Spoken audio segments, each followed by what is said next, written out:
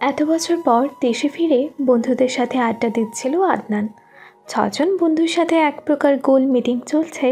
তখন পাশে একজন ৫০-৬০ বছর বয়সী রিকশাওয়ালা তার স্ত্রীর সাথে ফোনে আলাপ করছে। তাদের আলাপ শেষে আদনানের বন্ধু জারিফ বলে উঠল, কি কাকা, কাকি নাকি? রিকশাওয়ালা কাকা বললেন, জি বাপজান, কালাবানু। জারিফ বলে উঠল, কালাবানু? হ রে বাপজান, কালাবানু এই শ্যামা বেডি আমারে হেই ৩০ বছর আগে জাদুটোনা কইরা বসে আনছে। আজও আমি হের জাদু থেইকা বাইর হতে পারি নাই। আরেক বন্ধু পরশ বলে উঠল, মামা তো পুরাই প্রেমিক পুরুষ। কাহিনী কন শুনি। এই শ্যামবর্ণের মাইয়াগো চোখে মুখে হাসিতে আল্লাহ কি যে জাদু দিয়া রাখছে, খালি বারবার দেখবার মন চায়। যখন তোমাগো চাচিরে বিয়া কইরা আমি এতে অনেক ছুটো, আমার বাপ দাদারা আসছিল বেজায় বড় লোক। এই সময়ে সব সুন্দরী মাইয়ার বাপেরা আমার আর আমার বড় ভাইয়ের কাছে মাইয়া দিবার চাইতো। আমার বড় ভাইরে বিয়া করাই ছিল এক বেজায় সুন্দরী মাইয়ারে দিয়া। মাইয়া আমার দাদির সব স্বর্ণ লইয়া ভাগছে তার আশিকর লগেই। পরে আবারও আমার ভাইরে বিয়া দিয়েছে হেই ভাবিও বেজায় সুন্দরী, কিন্তু আমার ভাইরে পাগল কইরা সব সম্পত্তি দখল কইরা অনেক দূরে লইয়া গেছে গা। এর 10 বছর পরে আমি বিয়া করি গরিব ঘরের 15 বছরে এক মাইয়ারে। দেখতে কালো রঙের, আমার একটুও ভালো লাগে নাই হেরে। আমার মায়ে খালি তোমাগো চাচিরে কালি কইয়া গাইল দিত, মারতো, কিন্তু এই বেটি একটা শব্দ করতো না।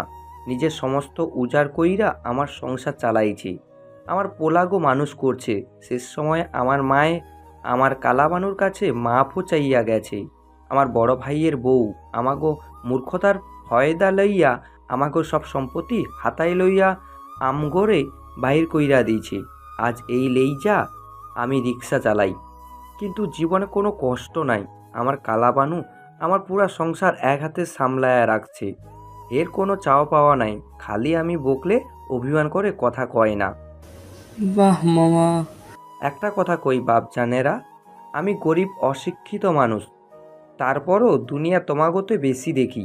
এই যে দেহি পোলারা সুন্দর মাইয়াগো পিছনে লাইগা থাকে, তোমরা পারলে কালা মাইয়াগো বিয়া কইরো। এগো মধ্যে কোনো অহংকার থাকে না, এরা খাঁটি সহংসারী হয়। কোনোদিন অগর চোখের দিকে তাকায়া দেইখো, নেশায় ডুইবা যাইবা। সুন্দর অসুন্দর সবই আল্লাহ বানাইছে। আল্লাহ আমাগো আশরাফুল মাখুল কাতরে ভালো খারাপ বুঝার তৌফিক দিয়েছে। খালি চোখের সৌন্দর্য দেইখা পাগল হইয়া মনে খারাপই ভুইলা যাও, জীবনটা ধ্বংস। গেলাম তোমাগো চাচি, আজই খুদের ভাত রাঁধছে, জলদি যাইবার কইছি। তাদের মধ্যে কেউ রিকশাওয়ালা চাচার কথা শুনে মুচকি হাসছে, কেউ এড়িয়ে যাচ্ছে। শান্ত চুপচাপ হয়ে আছে একমাত্র আদনান। ডিসেম্বরের 23 তারিখ, রাত বাজে তখন 9টা। আয়েশা শেষ মুহূর্তে সব গোছগাছ করে নিচ্ছে। বারবার মায়ের ডাক পড়ছে পাসপোর্ট সহ অন্যান্য প্রয়োজনীয় সব কাগজপত্র ঠিক আছে কিনা দেখে নিতে। আরামবাগ বাস স্টেশন থেকে তাদের বাস ছাড়বে রাত 10টা 30-এ। উদ্দেশ্য বেনাপোল, সেখান থেকে ভারত। ইতিমধ্যে আবারও মায়ের ডাক পড়ল, গাড়ি চলে এসেছে, এখনই রওনা হতে হবে তাদের।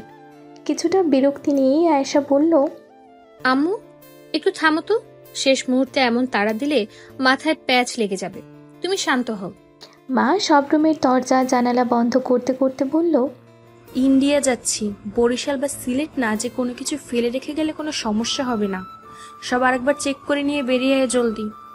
এতক্ষণ যার কথা বললাম সে হচ্ছে আয়েশা ইসলাম, পরিবারের বড় এবং একমাত্র মেয়ে। গম্ভীর ও স্বল্পভাষী একজন মেয়ে, অনার্স 3য় বর্ষের ছাত্রী। গাড়ি চলছে আরামবাগের উদ্দেশ্যে। বাম পাশের জানালার পাশের সিটে চুপচাপ বসে আছে আয়েশা। ফ্রন্ট সিটে বাবা কিছু কাছের প্রতিবেশীদের কল করে অনুরোধ করছে তারা না ফেরা অবধি একটু বাড়িটাকে দেখে শুনে রাখতে। ভাড়াটিয়াদের কল দিয়ে বলে দিয়েছে পানি কোন সময় ছাড়তে হবে, কখন বন্ধ করতে হবে। আর তার 2 ভাই ফোনে ব্যস্ত। আয়েশা মনে মনে ভাবছে, কতই না সুন্দর হবে সিমলা মানালি, বাংলাদেশে ঠিকঠাক মতো শীতই পড়ে না, আবার বরফ। আয়েশার ভারতীয় সিনেমা ইয়ে জওয়ানি হ্যায় দিওয়ানি দেখে সিমলা মানালির প্রতি ভালো লাগা জন্মেছিল। সে মনে মনে খুবই এক্সাইটেড, তবে প্রকাশ করছে না। ভাবতে ভাবতে রাত 10:17 তারা আরামবাগ এসে পৌঁছেছে। গাড়ি থেকে নামতেই দেখলো তাদের বাস সেখানেই দাঁড়িয়ে। তারা কিছু ফর্মালিটিস পূরণ করে বাসে উঠে বসলো। যখন বাস ছাড়ে তখন ঠিক 10:31। আয়েশা বলে উঠল, বাহ, এত ডিসিপ্লিন! আমি তো ভাবলাম 10:30টার বাস 11:30টায় ছাড়ে। বাবা হেসে উঠলেন, বললেন, আসলেই আমিও এটা আশা করিনি। বাস চলছে আপন গতিতে। মনে এক অজানা ভালো লাগা। প্রেম হওয়ার পূর্ব মুহূর্তে যেমন হৃদস্পন্দন বেড়ে যায়, ঠিক তেমন অনুভূতি। সব কল্পনা জল্পনা শেষে আয়েশা মোবাইল স্ক্রিনে নজর দিয়ে নিল। ডাটা অন করতেই একটি মানুষের মেসেজ, সেটা হচ্ছে তার জাবেদ ভাই। আয়েশা মুচকি হেসে মেসেজটি সিন করলো। জাবেদ ভাই, আমার জন্য 1 box KitKat, 1 box dairy milk আনবি। আয়েশা মজা করে উত্তর দিল, টাকা লাগবে, ফ্রিতে আজকাল কোনো কাজ হয় না।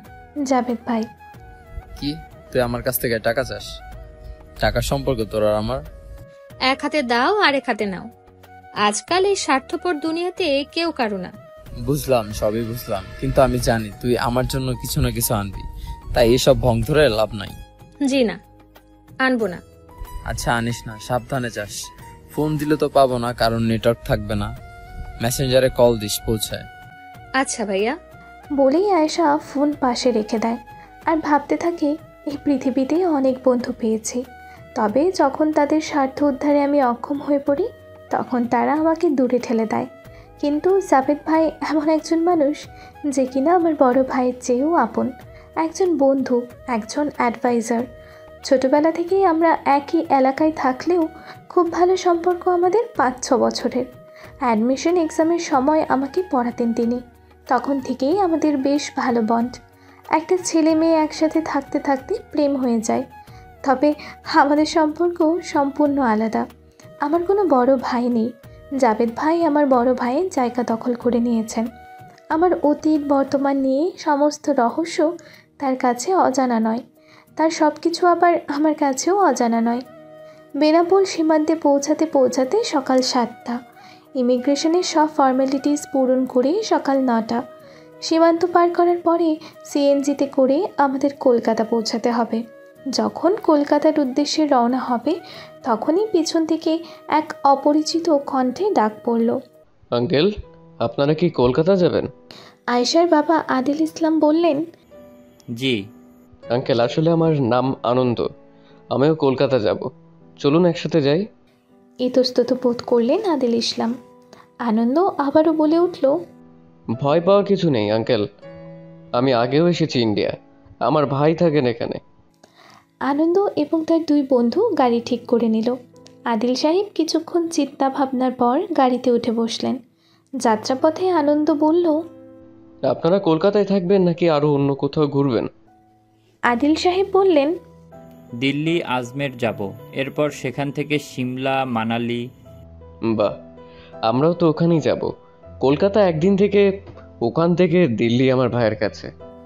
আদিল সাহেব বললেন, আচ্ছা আচ্ছা। অনেকক্ষণ আদিল সাহেব এবং আনন্দর কথোপকথন চলল। তাদের মধ্যে ভালো বোঝাপড়া হয়ে গেছে। তাদের কথোপকথনে বিরক্ত প্রায় আয়েশা। বেশি বকবক করা মানুষ তার মোটেও পছন্দ নয়। তাদের কলকাতা পৌঁছে ফ্রেশ হয়ে রেস্ট নিতে নিতে প্রায় দুপুর করালো। বিকেলে সপরিবারে কলকাতার রাস্তাঘাটে ঘুরতে বেরিয়েছে। সবই অপরিচিত। হঠাৎ পেছন থেকে আনন্দর আওয়াজ, আঙ্কেল। বলো আনন্দ। আঙ্কেল চলেন পার্ক স্ট্রিটে যাই, ঘুরে আসি। তখনই আয়েশার মাথার পিত্তি জ্বলে উঠল। মনে মনে বলল, এই কি সেই পার্ক স্ট্রিট কলকাতা অস্টের ডিসেম্বরের শহরের গানে শুনেছিল? আলোয় ভিজবে সেই চেনা পার্ক স্ট্রিট, আর ট্যাক্সি ধরবে তুমি এয়ারপোর্ট নিয়ে। সুটকেস ভর্তি শূন্যতা হাতছানি দেয় অন্য শহর। ঘোর কাটল আদিল সাহেবের ডাকে, চলো তাহলে চলা যাক। কলকাতার হলুদ ট্যাক্সিতে করে রওনা হলাম পার্ক স্ট্রিটের উদ্দেশ্যে। মনে তখনও ডিসেম্বর শহরের গান বাজছে। সব কিছু কেমন যেন নস্টালজিক ফিল হচ্ছে আয়েশার। রাত 9টা পর্যন্ত ঘুরে ফিরে আবার হোটেলে ঢুকলো সবাই। রাতের খাবার জলদি সেরে নিতে হবে। কারণ আদিল সাহেব ইতিমধ্যেই জানান দিয়েছেন আজ রাতেই তারা দিল্লির ট্রেনে উঠবেন।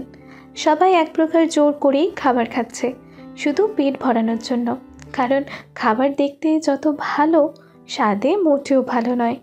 খাবার শেষে আদিল সাহেব আনন্দের উদ্দেশ্যে বললেন, তোমরাও কি আজ আমাদের সাথে দিল্লি যেতে চাও? আঙ্কেল, আমাদের কোনো সমস্যা নেই, চলেন। ট্রেন টিকিট কেটে বরাবর দুটি কেবিন রুম নেওয়া হলো। একটি কেবিন রুমে আয়েশা, তার মা আতিয়া ইসলাম, ছোট ভাই আনাস ইসলাম এবং আদিল সাহেব। আর এক রুমে আদিল সাহেবের মেজ ছেলে আয়াস এবং আনন্দসহ তার 2 বন্ধু। কেবিন রুমের দরজা খোলাই রাখা হয়েছে। এক রুম থেকে আরেক রুমে আদিল সাহেবের পরিবার সহ আনন্দরা আড্ডা দিচ্ছেন। জানালার এক পাশে বসে আয়েশা মৌরি মরিয়মের প্রেম মাতাল উপন্যাসের বই পড়ছে। হঠাৎ আনন্দ আয়েশাদের কেবিনের সামনে বলল, আঙ্কেল, আমার ভাইয়ের সাথে কথা হলো, ওরা একটা ট্যুর আয়োজন করেছে। আমার ভাই স্টুডেন্টের পাশাপাশি ট্যুর অ্যান্ড ট্রাভেলসের সাথেও জড়িত। দিল্লি, সিমলা, মানালির সব ট্যুরিস্ট প্লেসগুলো নিয়ে তাদের প্রোগ্রাম। আপনারা যেহেতু নতুন, তাই আপনাদের ট্যুর গাইডের দরকার আছে। আমরাও আমার ভাইদের গ্রুপের সাথেই ঘুরবো, আপনারা চাইলে জয়েন করতে পারেন।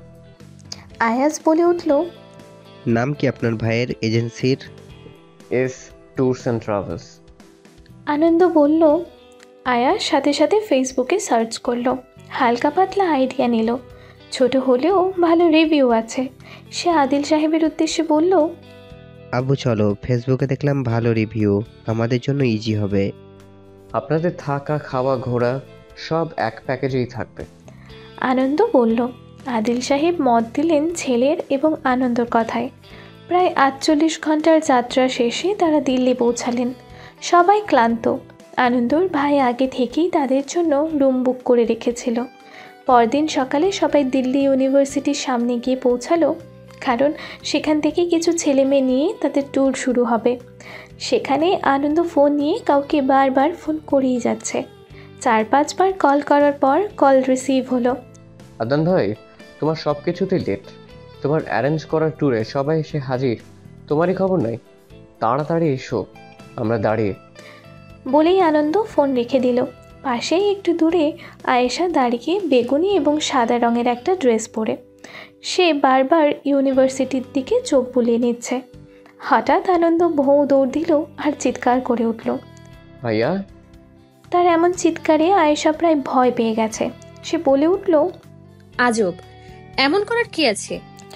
আতিয়া বেগম বলল, চুপ থাক, সব জায়গায় তোর মেজাজ দেখানো লাগবে কেন? আয়েশা বিরক্ত হয়ে তাদের দিকে তাকালো।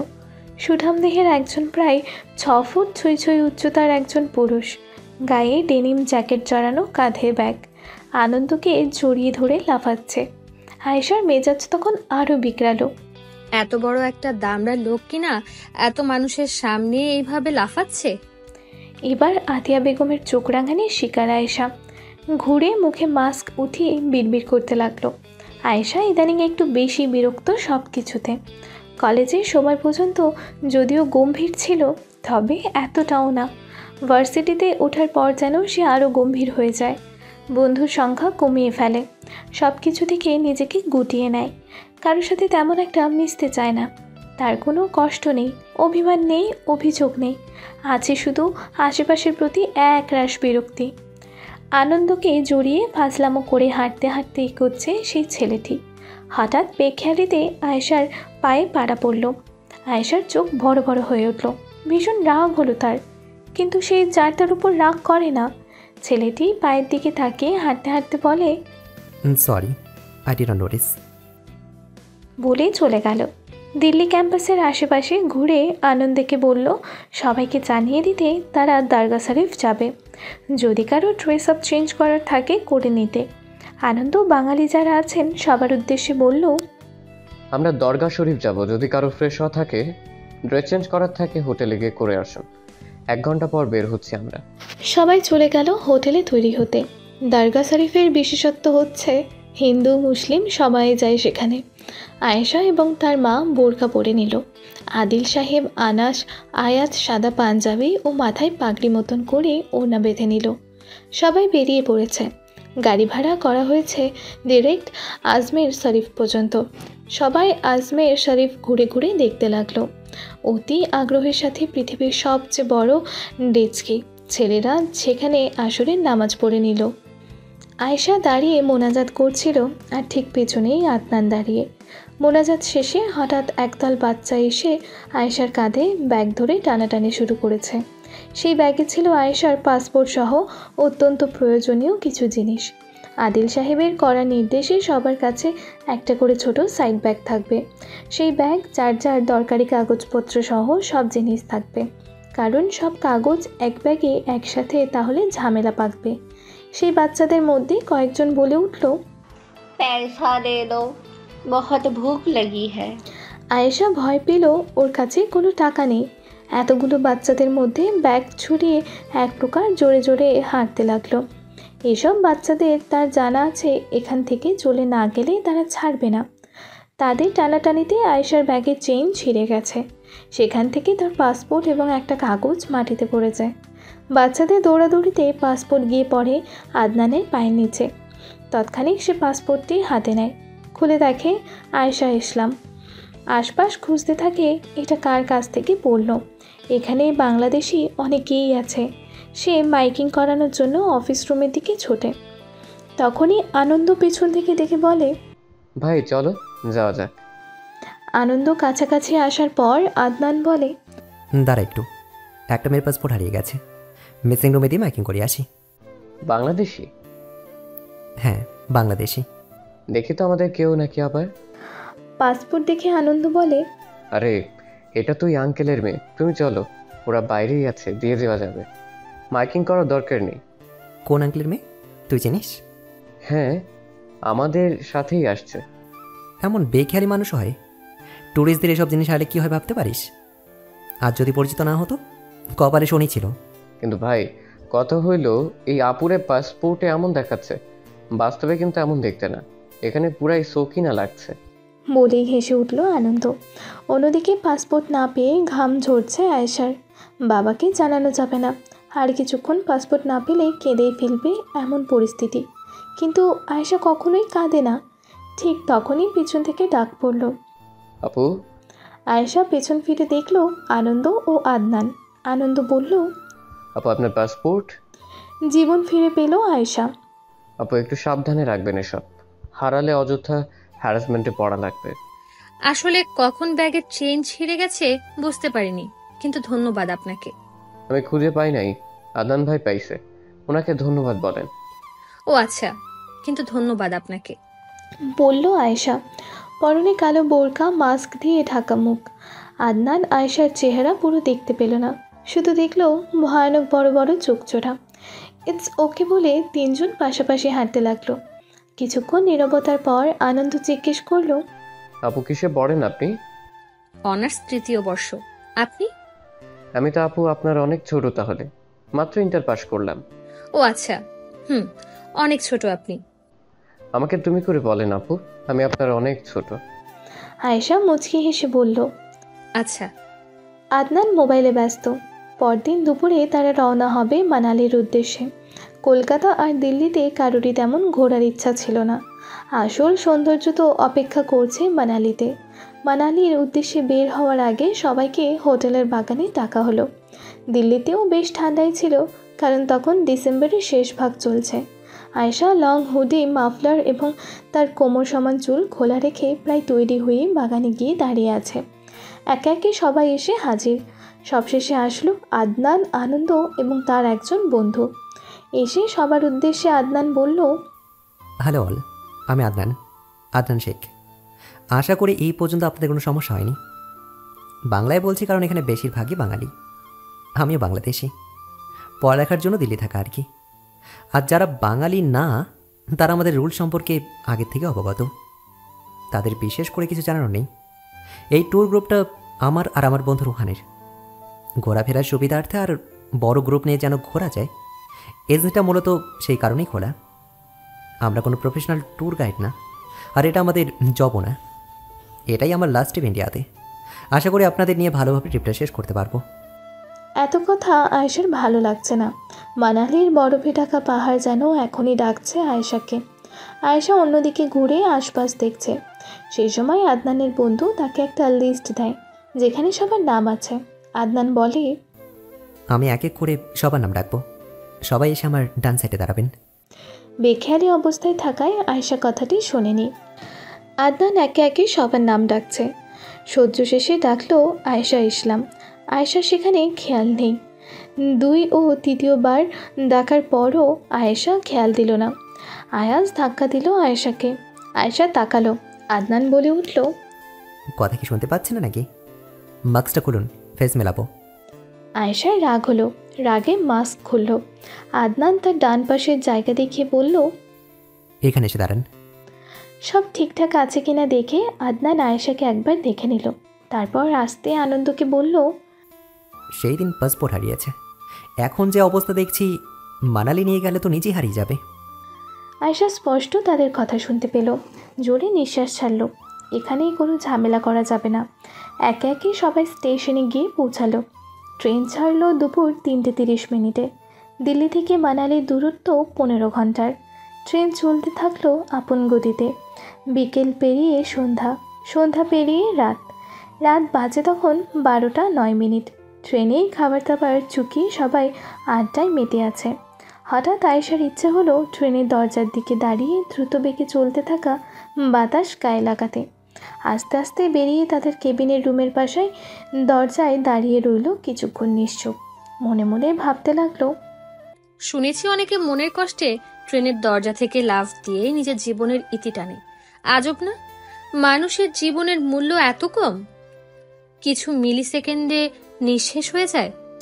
ভাবতে ভাবতেই নিজের মাথাটা কিছুটা দরজার বাইরে বের করে নিয়েছে।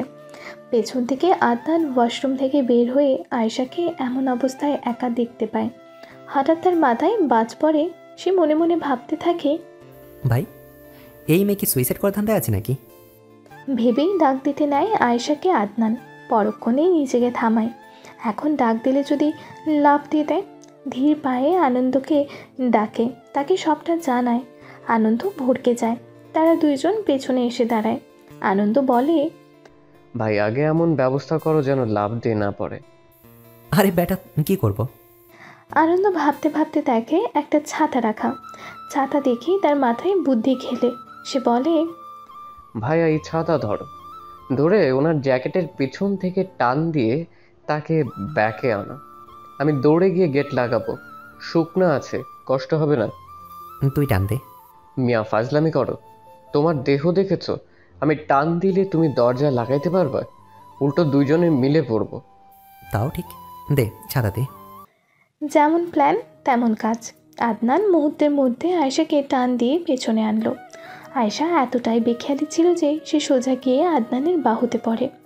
অন্যদিকে আনন্দ দরজা লাগাতে কোনো কষ্টই হলো না। কিছু বলার আগেই আয়েশা নিজেকে আদনানের থেকে ছাড়িয়ে নিল। জোরে হুঙ্কার করে উঠল, হচ্ছেটা কি?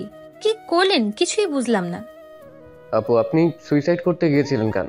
সুইসাইড? কে, কখন? জোরে জোরে বলে উঠল আয়েশা। এই যে আপনি ট্রেনের দরজা দিয়ে মাথা বের করে লাফ দেওয়ার প্রস্তুতি নিচ্ছিলেন। আদনান বলল এবার। আয়েশা হাসবে নাকি কাঁদবে কিছুই বুঝে উঠতে পারছিল না। হাসবে নাকি কাঁদবে এই দ্বিধাদ্বন্দ্বে জয়ী হলো তার রাগ। রেগে বলে উঠল, আপনাদেরকে বলেছে আমি সুইসাইড করতে যাচ্ছিলাম, কিছু না জেনে বুঝেই একটা কাজ করে ফেললেন। ছেলে মানুষদের বেশি বোঝাই একদিন ডুবাবে তাদের। এবার রেগে গেল আদনান। ছেলে মানুষ বেশি মানে? মেয়ে মানুষ খুব বোঝে। আমরা আপনার হেল্প করতে আসলাম, আপনি উল্টা আমাদের কথা শোনাচ্ছেন। কে বলেছে কে আপনাদের হেল্প করতে? এভাবেই তাদের বিতর্ক প্রতিযোগিতা চলছে। আশেপাশের আরও ট্যুর মেম্বাররা এসে হাজির। আতিয়া ইসলাম তার মেয়েকে বারবার জিজ্ঞেস করছে হয়েছেটা কি। কে শুনে কার কথা। আদনান আর আয়েশা কোমর বেঁধে একে অপরের সাথে তর্ক করেই যাচ্ছে। আনন্দ থামানোর চেষ্টা করে উভয় পক্ষ থেকে জারি শুনে সেও এখন নীরব দর্শক। ঝামেলা শেষ হলো রাত 1টায়। সবাই যার যার কেবিনে চলে গেছে। আয়েশার রাগে নাক ফুঁসছে। আতিয়া ইসলাম আর কথা বাড়ালেন না। অপরদিকে আনন্দ আদনানকে উদ্দেশ্য করে বলে, ভাইয়া বাদ দাও। চুপ থাক তুই। তোকে কে বলেছে এমন বাজে একটা প্ল্যান করতে? সরি ভাইয়া, না হলে আমরা আপুকে বাঁচাতে পারতাম না। শুনে আদনান আনন্দ একে অপরের দিকে তাকিয়ে হুট করে হেসে ফেলল। কি হলো তারাই বুঝলো, কিন্তু তারা হেসেই চলেছে। আর এই হাসির শব্দ আয়েশার কান অবধি চলে এসেছে। ভোর 6টা নাগাদ তারা মানালি এসে পৌঁছেছে। সবাই আশপাশের পরিবেশ উপভোগ করতে করতে উঠল একটি সবুজে ঘেরা ফার্ম হাউসে। আয়েশা এবং আদনাদের ক্লাসমেট পূজার ঠাঁই হলো দোতলার এক রুমে। সবাই রুমে গিয়ে ফ্রেশ হয়ে খেতে এলো নিচে। বড় ডাইনিং টেবিলে সাজানো হরেক রকম ব্রেকফাস্ট আইটেম। আয়েশা নিচে এসে বসলো একদম আদনানের বরাবর চেয়ারে। চোখে চোখ পড়তেই উভয়ে চোখ ঘুরিয়ে নিল। ততক্ষণে আদিল সাহেব আর তার পুত্রদ্বয় নাস্তা করে বাইরে গেছেন। খাবার খেতে খেতে আতিয়া মেয়ের দিকে চায়ের কাপ এগিয়ে দেয়। আয়েশা চায়ের কাপে হাত দিয়ে চায়ের তাপমাত্রা বরফ করে নেয়, সাথে সাথে চায়ের কাপে নিচ থেকে দূরে ঠেলে দেয়। আতিয়া ইসলাম বুঝতে পারে, আদনানকে জিজ্ঞেস করে, বাবা চা গরম করার ব্যবস্থা আছে? আসলে আমার মেয়ে ঠান্ডা চা খেতে পারে না। আদনান মনে মনে বলে, ঢং। জি আন্টি, আমি মাসিকে ডেকে দিচ্ছি, গরম করে দেবে। আদিল সাহেবের ডাকে আতিয়া বেগম চলে গেলেন। ততক্ষণে মাসি এসে হাজির। बोलिए क्या करना है? इस चाय में जहर डाल के लाइए। আয়েশা হিন্দি এবং উর্দুতে পাক্কা, সে সাথে সাথে বুঝে গেল কি বলেছে আদনান। বড় বড় চোখে তাকিয়ে রইল আদনানের দিকে। তখন মাসি বলে উঠল, क्या हम जहर नहीं बेचते। আদনান হেসে বলল, मजाक कर रहा था, गरम करके ले आइए। নাস্তার টেবিলে চোখে চোখ আগুন ঝরাঝরি হয়ে গেছে তাদের মধ্যে।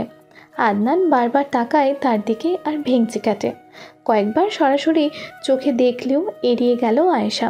মনে মনে গোষ্ঠী উদ্ধার করছে তার, তবে মুখে কিছু বলবে না। আর্গুমেন্ট বরাবরই অপছন্দের তার। খাওয়া শেষ হতে উঠে যাচ্ছে আদনান, তখনই তার মাথায় আসলো শয়তানি বুদ্ধি।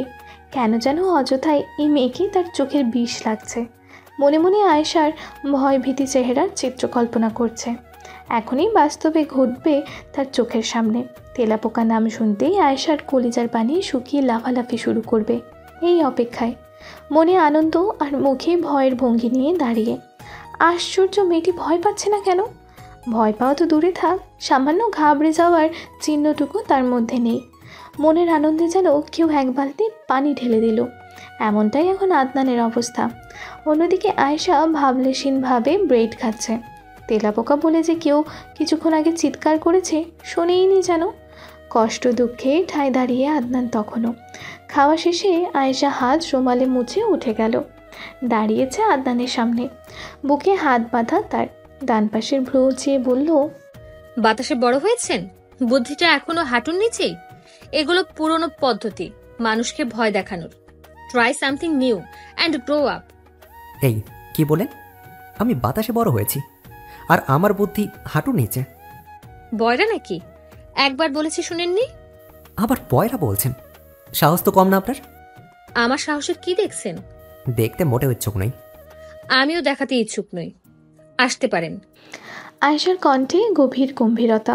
খুব স্বাভাবিকভাবে দাঁড়িয়ে অপমানজনক কথা বলছে। অন্যদিকে আদনান রেগে মেগে শেষ, চেহারায় স্পষ্ট ছাপ রাগের।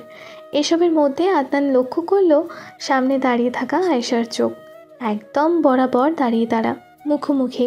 সম্পূর্ণ গম্ভীর চেহারায় ভাসমান তার চোখগুলো, নেশায় ধরিয়ে দেবে যে কাউকে। এই চোখের সমুদ্র আর গভীরতা তলিয়ে নিয়ে যাবে সব কিছু। চোখগুলোর নিচেই কালো দাগ, একদম বেমানান দেখাচ্ছে। হয়তো অনেকদিন ঘুমোই না মেয়েটা। এরপর আরও একটু লক্ষ্য করে দেখল সরু চিকন অধর, কথার তালে তালে ঠোঁটের সাথে গালের দুই সাইডে ভাঁজ পড়ছে। সুন্দর ভাষায় একে টোল বলে। অনেকে তো শুধু হাসলে টোল পড়ে, এই মেয়ের কথা বললেও পড়ে। আশ্চর্য! আদনানের ভাবনায় ব্যাঘাত ঘটিয়ে উল্টো পায়ে ঘুরে চলে গেল আয়েশা। যেতে যেতে একবার পেছনে ঘুরে বলল, আমি না তেলাপোকাকে ভয় পাই, আর না আপনাদের মতো মানুষকে। নেশাগ্রস্ত ব্যক্তিকে লেবু পানি খাওয়ালে নেশা কমে যায়। আয়েশার ঝাঁঝালো কথাও তার ঘোর লাগানো চোখের নেশা কাটিয়ে দিয়েছে। লম্বা চুলগুলোকে দু হাতে বাঁধতে বাঁধতে চলে গেল আয়েশা। গাড়ি নিয়ে বেরিয়ে পড়েছে দলে দলে। যেহেতু শীতের সময় সবাই যার যার মতন গরম কাপড় জড়িয়েছে। আশ্চর্যজনকভাবে আয়েশা আর আদনানের ড্রেস আপ কিছুটা মিলে গেল। দুজন সেটা উপলব্ধি করতে পেরে একজন আরেকজনের দিকে তীর্যক চাহনি দিয়ে আবার ফিরিয়ে নিচ্ছে। হুট করে গাড়ি থামানোর জন্য আদেশ দিল আদনান। সবার দিকে চেয়ে বলল,